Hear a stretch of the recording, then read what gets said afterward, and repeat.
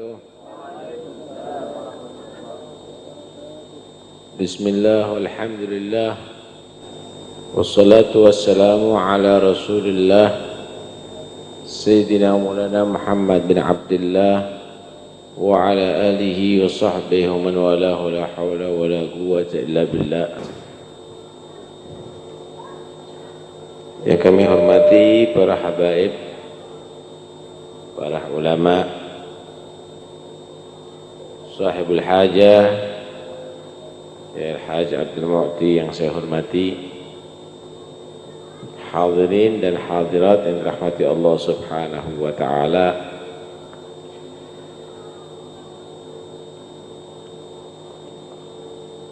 Cinta kepada Rasulullah adalah termasuk aslul iman. Mengaku cinta kepada Allah, tapi kalau tidak cinta kepada Rasulullah ditolak oleh Allah. Karena itu satu paket, yang cinta Allah harus cinta kepada Nabi Muhammad. Cinta Nabi Muhammad adalah satu bentuk cinta kepada Allah. Orang Yahudi, orang Nasara mengaku cinta kepada Allah, tapi karena tidak cinta kepada Nabi Muhammad ditolak cintanya oleh Allah. Tidak dibalas cinta, tapi dibalas benci, dibalas murka oleh Allah Subhanahu wa ta'ala. Qul in kuntum tuhibbunallah fattabi'uni yuhibbukumullah. Katakan, jika kalian mengaku cinta kepada Allah, harus ikut Nabi Muhammad, harus nurut dengan Nabi Muhammad, harus patuh dengan Nabi Muhammad, yuhibbukumullah, maka Allah baru balas cinta kepada kalian, wa yaghfir lakum dzunubakum, dan Allah mengampuni dosa kalian semuanya. Cinta kepada Nabi Muhammad itu bukan kita mengucapkan saya cinta gitu saja, nggak cukup. Cinta kepada Nabi Muhammad harus melalui hati, melalui lisan, dan juga melalui arkan anggota badan. Melalui hati, iman dengan Nabi. Melalui dengan lisan, selalu bersolawat kepada Nabi, selalu muji kepada Nabi Muhammad sallallahu alaihi wasallam. Seorang sahabat berkata kepada Nabi, ya Rasulullah, inni uktirus salata alaik, fakam aj'al salawati lak. Ya Rasulullah, aku ini gemar bersolawat kepadamu, seberapa banyak aku membaca salawat kepadamu setiap waktuku. Maka Nabi menyatakan, masyitah, ya terserah kamu yang kamu mau. Ar-rubu' ya Rasulullah, kalau gitu seperempat waktuku untuk sholawat kepadamu ya Rasulullah. Masyita fa in zitta wa huwa khairul lak, ya terserah kamu, kalau mau kamu tambah itu lebih baik bagimu. Fathuluth ya Rasulullah, kalau begitu sepertiga waktuku untuk sholawat kepadamu ya Rasulullah. Maka Nabi menjawab masyita fa in zitta fa huwa khairul lak, terserah, mau tambah akan lebih baik bagi kamu. Fanisif ya Rasulullah, kalau begitu separuh waktuku untuk sholawat kepadamu. Ma syi'ta fa in zitta fa huwa khairun lak, ya boleh, tapi kalau mau tambah lebih baik. Fathuluthan ya Rasulullah, 2/3 waktuku untuk sholawat kepadamu. Ma syi'ta fa in zitta fa huwa khairul lak, kalau tambah lebih baik, kata Nabi. Idan aj'al kulla salawati lak ya Rasulullah, kalau begitu semua doaku aku gunakan, semua waktuku aku gunakan untuk salawat kepadamu. Idan tukfa hammak wa yughfar dambuk, kata Nabi. Kalau kamu bisa begitu, semua waktu kamu gunakan salawat kepadaku, siang, malam, pagi, sore, semua waktu untuk salawat kepadaku. Di rumah bersalawat, bekerja di sawah bersalawat, di kantor bersalawat, maka semua kesusahan kamu akan dihilangkan oleh Allah dan dosa kamu diampuni oleh Allah Subhanahu wa taala. Enggak ada yang enggak usah kepikiran, banyak sholawat kepada Nabi, Nabi beres.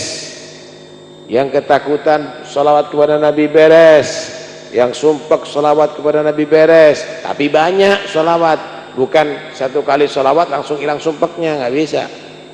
Yang banyak sholawat kepada Nabi Shallallahu Alaihi Wasallam. Man ahabba syai'an aktsara min dzikrih.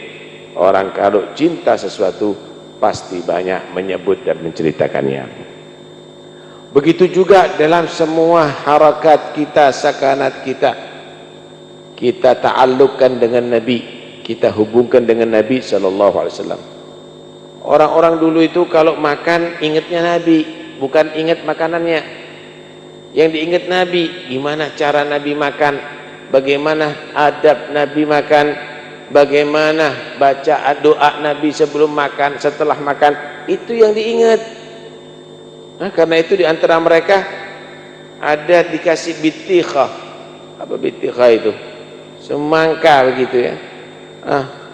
Ketika dikasih, dia mau makan, tapi dia tidak berani untuk memulai mengiris semangka.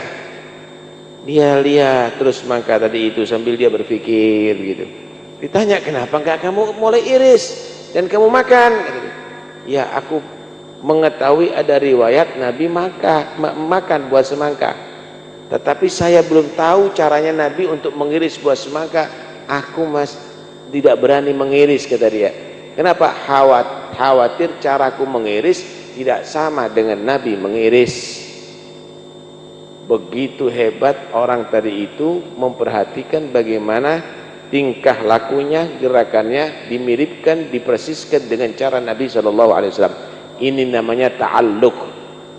Bangun tidur, doanya Nabi dibaca, tata caranya Nabi dibaca. Mau berpakaian mendahulukan yang kanan sambil membaca doanya Nabi. Kalau copot pakaian mendahulukan yang kiri sambil baca doanya Nabi. Masuk rumah dengan tata cara Nabi, keluar rumah juga demikian, makan, minum, masuk kamar mandi, naik kendaraan, masuk ke pasar, mulai bekerja, pagi hari, siang hari, semuanya diatur sama Nabi. Sampai mau tidur lagi diatur sama Rasulullah SAW. Ini namanya ta'alluq. Karena itu martabatnya itu ada 3 tingkatan. At-ta'alluq. Kalau sudah ta'alluq, semua gerak-gerik kita persiskan dengan ajaran Nabi, maka akan terjadi nanti at-tasyawwuq, rindu dengan Nabi Muhammad sallallahu alaihi wasallam.